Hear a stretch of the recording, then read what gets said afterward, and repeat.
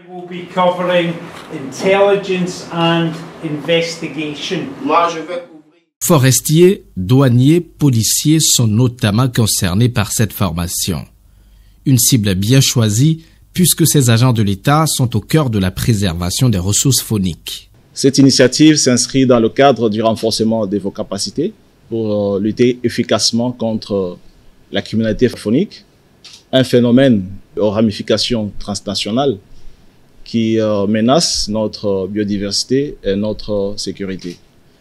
Donc, durant cette formation, vous serez outillés pour mieux identifier, documenter et traiter les infractions liées à la faune sauvage, tout en mettant l'accent sur votre rigueur scientifique et technique, la préservation des preuves et surtout à la collaboration interinstitutionnelle. Ce présent renforcement de capacité est une formation des formateurs et les compétences acquises ici doivent être dupliquées. C'est nous qui allons maintenant aller partager les connaissances acquises avec nos collègues qui sont restés sur le terrain.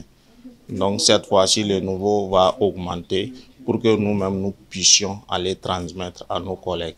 Ça va se répercuter sur ceux qui sont restés sur le terrain, qui n'ont pas pu suivre cette formation.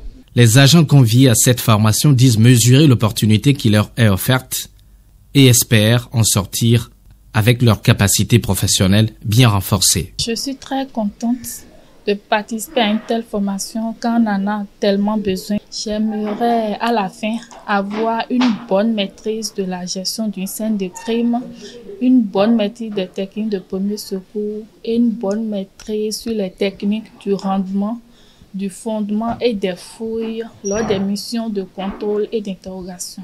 Avant celle-ci, une autre formation du genre a été déjà organisée. Elle a porté sur l'investigation sur les scènes de crime contre les espèces sauvages en voie de disparition. Et les fruits tiennent déjà la promesse des fleurs. Nous avons fait des saisies, même des produits qui ne sont pas de la CITES, mais puisque c'est des espèces de faune, il faut forcément avoir des autorisations. Donc il y a une bonne communication, il y a une bonne dynamique qui est en place aujourd'hui. Et il a voulu vraiment transmettre cette satisfaction aux différents partenaires, et également à vous.